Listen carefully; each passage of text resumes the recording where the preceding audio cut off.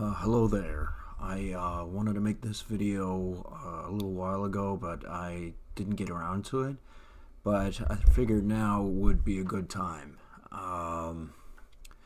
Okay, so I want to talk about how serious the mental health professionals take my particular treatment plan. And it's not because I'm a bad guy or something. They like to paint any difficult patients with that brush. However, it has more to do with the fact that they were proven wrong. And I understood the fundamentals of what they were doing.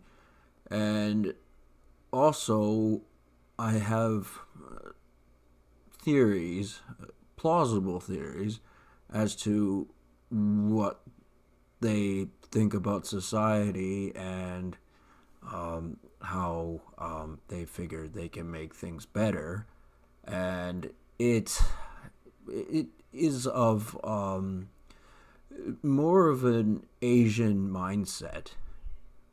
Essentially, they figure in order to do good, they must do bad. So therefore, if somebody has a vice like cigarette smoking, alcohol, whatever, they can create a condition based on medications that they force them to take and tell them a story and never change the nature of that story. They become obsessive compulsive about the lie that they're telling. I had a sore throat, and it's scary. There are times where it's so scary. And there isn't a single person on this planet who would be a little unnerved at very least if they had this condition. I haven't been feeling super amazing lately because I have restarted taking my psychiatric medication. I have done so for about 4 or 5 weeks now. And I'm not really getting the same physical benefits that I was getting before, but that came with a high cholesterol level. My triglycerides went through the roof, and it was illogical because of my weight and my diet. They were quick to blame me, of course, saying, well, it's your genetics, oh, it's your diet. And it's like, you look around at how many obese people there are who are my age and older who do not suffer the physical symptoms of high cholesterol. For some reason I did, because I'm about 25-pound overweight. Not anymore. I'm about 4-pound overweight now. And that's because I changed my diet, and I started drinking turmeric, as I was saying. However, I can't believe how serious they are about this treatment. That was 8 years ago I started having a sore throat. Yeah, I know, it sounds crazy. That in itself sounds crazy. And there is no sign that they plan on changing their philosophy. Unless, of course, I have to ramp up my game and prove to them that, say they put me in a position where I can no longer consume alcohol at all, and for the rest of my life I can never have even one single beer. And because of a physical ailment inhibiting me from doing that they brought upon myself, what am I going to do? I'm still going to be a pro-drinking alcohol advocate. I will preach about responsible drinking. I will preach about the awesomeness of getting drunk. They like to believe, oh, you're not a reasonable person, you're not responsible, blah, blah, blah, blah. They like to hurl insults, essentially. I'm sorry, because you're an asshole who wears white coat and, does bad things to people.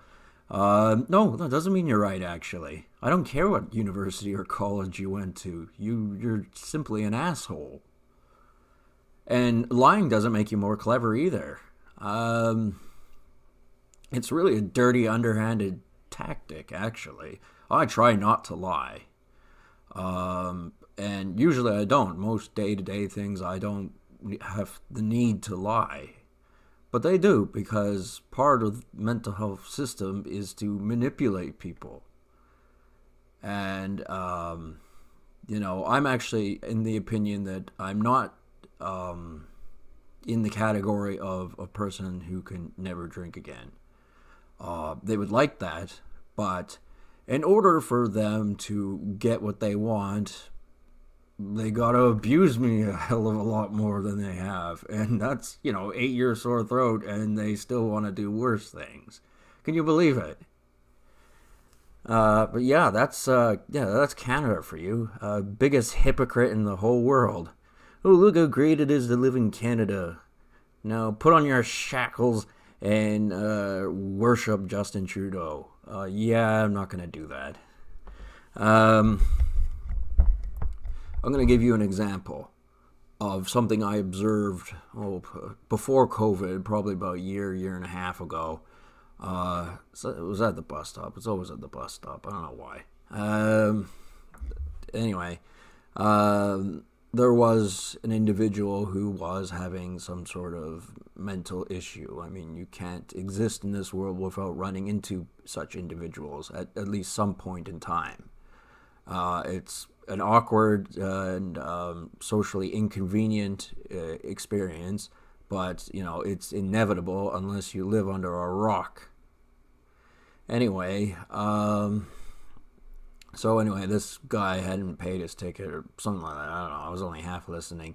But he got extremely excited and real energetic. A lot of people who are admitted to mental health facilities have too much energy, and their first treatment plan is to sedate them, shut them up, and good night, Irene. Anyway, this fella, he jumps up on, I don't know what it is. It's something. It's just a big giant metal box. It could be relating to power, or it could be storage. I really don't know. For some reason, I don't really inquire into looking into it. I mean, I walk past it most days, but I just don't bother. Anyway, he jumped up there with a broom of all things, because there just happened to be one lying around. And he thought he was, having a good laugh. And he started sweeping up there. And yes, that is a bit of a peculiar thing to do. Let's, as a hypothetical, assume that he had never had any history of mental illness. And, this was the first time that persons of authority saw this. What I would recommend for such an individual is slap him with a fine, make it a fairly hefty one so they'll think twice about doing something like that, and evaluate them, maybe for 2 weeks or something like that, and then, depending on how they behave and how they act, then, you can make the decision on what to do later. Exactly.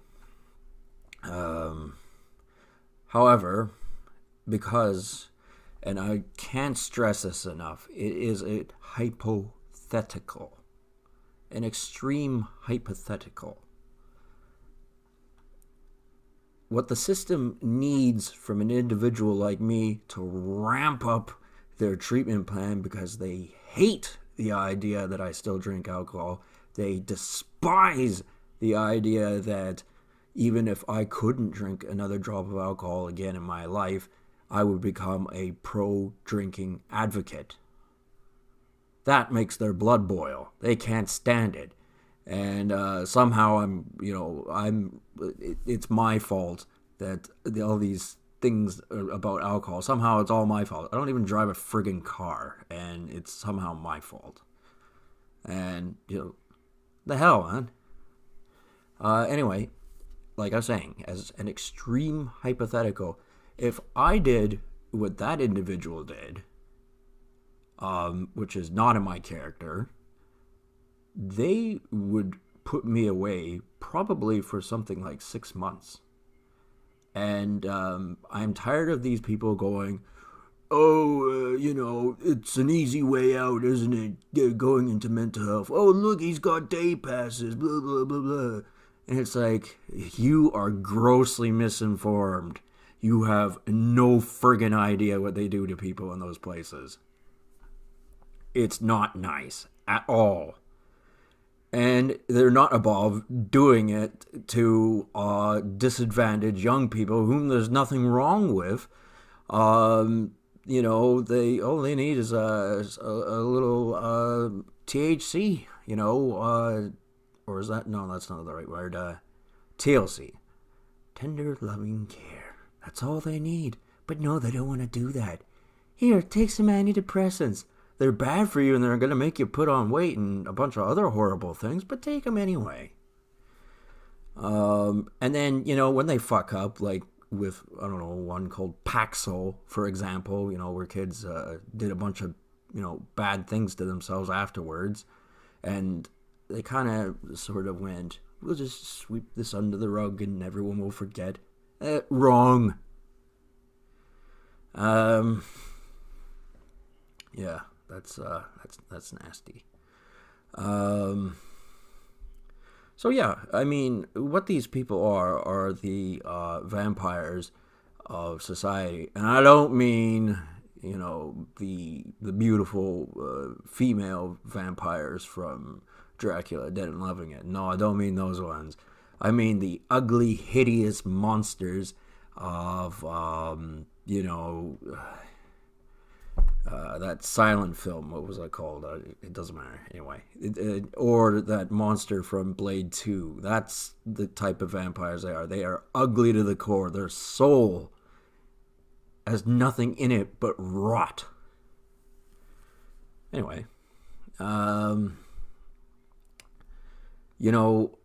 it's so strange when I review my treatment and what has gone on as far as my mental well-being, which is, in my opinion, doing fairly well considering I've had a sore throat for 8 years. I don't know if I mentioned that or not. I might have done a few times. And, it's very painful. I'm not happy about that at all. And, you can't reason with the unreasonable. And that is what the system is doing. They are completely unreasonable. You can't talk to them. They don't want you to talk to them. They would rather throw medications at you and cause stress factors which induce schizophrenic episodes or another mental disorder. And, they will, like schoolyard children call you names and, pack up and, like gangs and stuff like that to do that. And it's so primitive. These people are in charge of society. If this is the best we can do, somebody should lead them to a cliff and go, there's gold down there. Jump, get it. But, that's obviously not going to happen. But,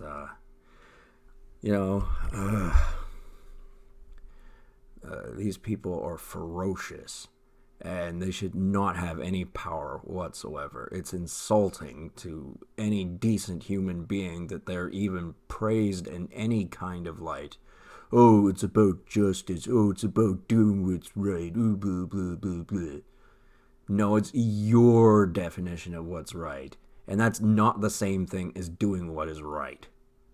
I understand. I have my definition of what's doing right, which is I have earned my right not to have this sore throat. I know they purposely gave it to me.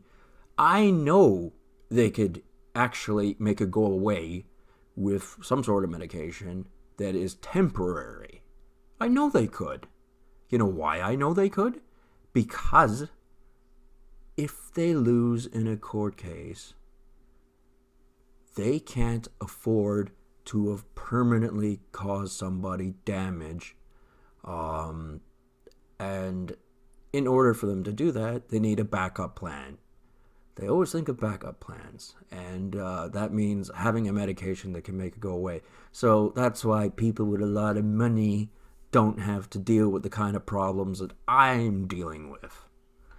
Because there is a class of people who have money and are running around like lunatics, and there isn't much stopping them because they can always wave their money around and get out of that situation. And there are mental health professionals who are indeed insane themselves but know the system and weasel their way around it. They're like cockroaches. They go running into the crack in the wall.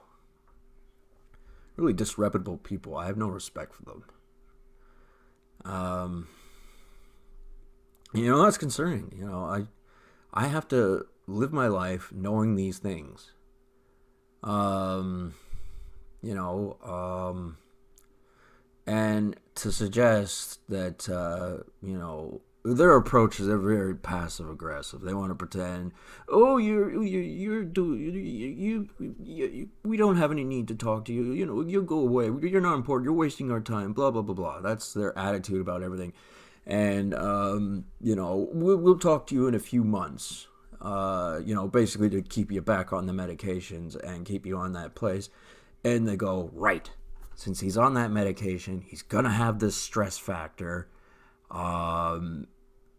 And he's going to have a psychological problem at some point in time. Wrong. I wouldn't give you the satisfaction, and as well, I have to honor my dignity. So if I have to, live a very long life with this sore throat, that's kind of not what I want to do. So I'll think of a way around it. The unstoppable force versus the immovable object. It's not a complicated, riddle. The unstoppable force cannot be stopped. Therefore, it goes around the unmovable object. Because the unmovable object does not move. And that makes the unstoppable force far more powerful. Because what is an unmovable object? A big stupid rock.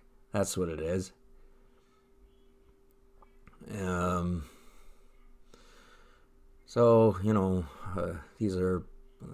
Those are significant things I talked about, and I have every reason to believe that there is they call him a shadow, a government shadow, that wants to be there and,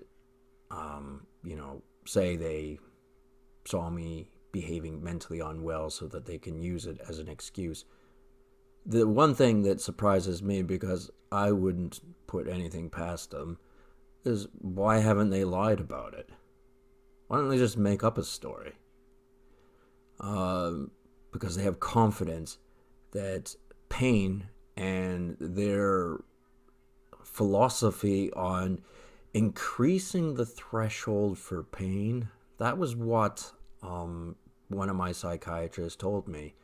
And I went, you fat fucker. I hope you get a heart attack next week. Or go back to the desert where you came from. Because he had a big Taliban beard when I last saw him. Never liked the guy. Never liked any of them. They're the worst kind of people. They were the bullies. In their younger years. And then they wanted to continue to be bullies. Except they went, well, how are we going to do this and not get caught? Oh, we'll become mental health professionals. So that way we can be bullies and, essentially get away with being bullies. And then they run into a guy like me. who has the utmost interest in being a prick. I'm a prick. That's what I am. I do things that are irritating. I scratch, metaphorically, my fingernails on the chalkboard. I do everything I can, as far from my perspective, because I do not have the dinero to, make, them cough up the medication that would cause this sore throat of mine, as well as a couple other health ailments. But the sore throat is definitely the worst one. But the head feelings, like physical, like chemicals are going around in your head because of the medications. That one is also unpleasant as well. But both, obviously can be pumped up if they so had the pretext or excuse to do so. And since they're never going to get that supposed excuse, it leaves them in a conundrum.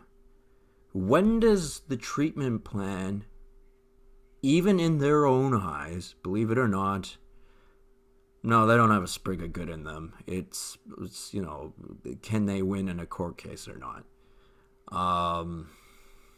When does it get to the point where even they have to accept that what they're doing is simply abusive? They're being abusive.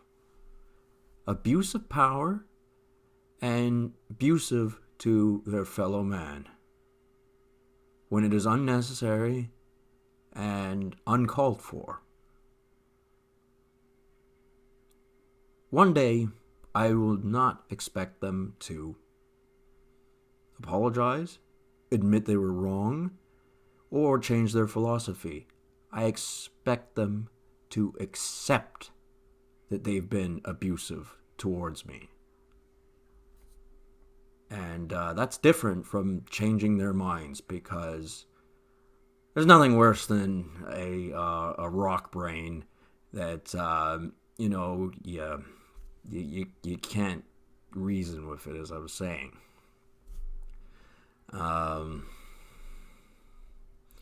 Obviously this scenario that I'm in is not the same as other individuals. Maybe it's because I'm superior. Yeah, that's what it is.